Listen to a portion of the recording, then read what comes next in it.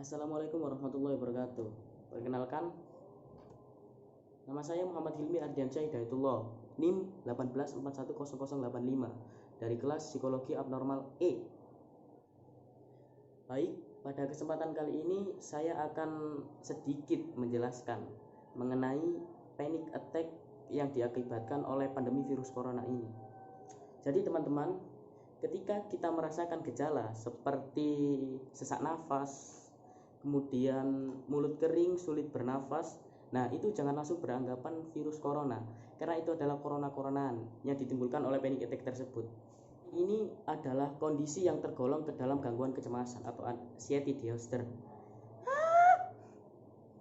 Gangguan panik adalah kondisi yang tergolong ke dalam gangguan kecemasan yang ditandai dengan terjadinya serangan panik secara tiba-tiba, kapan saja dan di mana saja, serta dialami berulang-ulang. Nah, pada kondisi normal, tiap orang ini dapat mengalami kecemasan pastinya pada waktu tertentu sebagai bentuk respon alami tubuh dalam menghadapi stres atau situasi yang mengancam jiwa. Ya, seperti corona ini wajar dong manusia mengalami kecemasan. Namun pada penderita gangguan panik ini, perasaan cemas, panik, dan stres terjadi secara tidak terduga tanpa mengenal waktu atau situasi yang sedang terjadi di lingkungan sekitar. Nah, ini dilakukan secara berulang-ulang, bahkan seringkali tanpa adanya hal yang membahayakan atau yang perlu ditakuti. Nah, selanjutnya apa sih gejala panik itu seperti apa?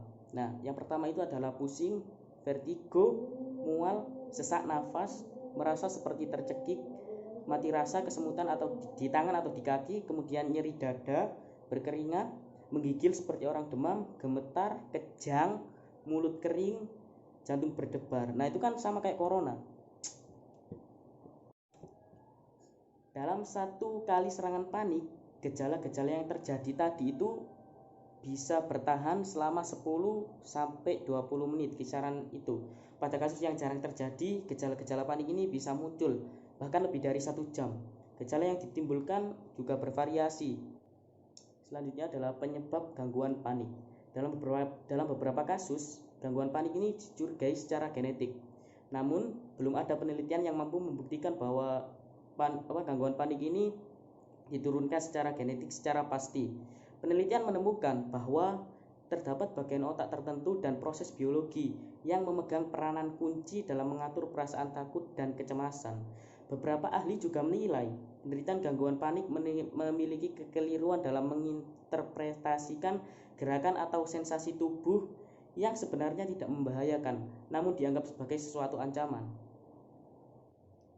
Diagnosis gangguan panik. Menurut DSM-5, dalam mendiagnosis gangguan panik terdapat 3 poin penting yang harus dilakukan. Yang pertama, gangguan panik ditandai dengan serangan panik yang cukup terjadi. Kemudian yang kedua, gangguan panik dengan serangan panik yang bukan disebabkan efek pemakaian obat-obatan atau karena penyakit. Yang ketiga, gangguan panik yang tidak berhubungan dengan gangguan mental lainnya seperti fobia sosial, gangguan kecemasan atau post traumatic stress disorder, hingga gangguan obsesif kompulsif. Terus pertanyaannya, apa bisa gangguan panik ini diobati? Tentunya bisa. Setiap penyakit pasti ada obatnya. Metode-metode pengobatan gangguan panik dilakukan untuk mengurangi frekuensi dan intensitas terjadinya gangguan panik serta memperbaiki kualitas hidup.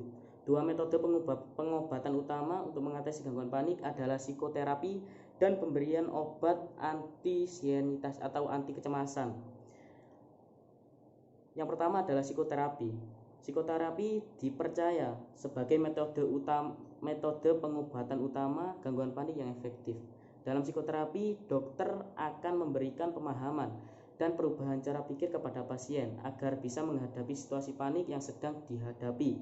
Salah satu bentuk psikoterapinya adalah cognitive behavior therapy atau terapi perilaku kognitif yang akan memberikan pemahaman dan cara berpikir secara rasional untuk menghadapi kepanikan sebagai suatu situasi yang tidak membahayakan jiwa. Yang kedua adalah obat antisietas atau obat anti kecemasan. Bisa digunakan untuk mengurangi gejala-gejala yang berkaitan dengan gangguan panik seperti serangan panik dan depresi. dokter bisa meresepkan satu jenis obat lalu menggantinya atau memberikan kombinasi obat untuk meningkatkan efektivitas obat. Pada ibu hamil atau menyusui atau sedang merencanakan kehamilan, sebaiknya dikonsultasikan dulu kepada dokter mengenai manfaat dan resikonya. Nah, dalam situasi pandemi yang begitu genting ini yang dikarenakan corona, mungkin yang bisa kita lakukan untuk menghindari gangguan panik ini tentunya kita bisa menyaring berita-berita mana yang kita pilih. Jangan memilih dari misalnya dari grup keluarga yang biasanya isinya hoak-hoak. Jadi pilih berita dari sumber yang terpercaya.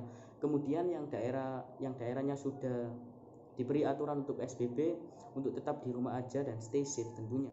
Kemudian tetap berpikir rasional, stay optimis, jangan pesimis, jangan melihat berita yang meninggal karena corona aja, tapi cari berita yang positif. Misalnya ilmuwan ini sudah menemukan vaksinnya atau obatnya seperti. Oke, mungkin itu saja atas kekeliruan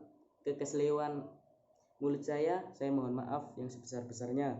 Wassalamualaikum warahmatullahi wabarakatuh.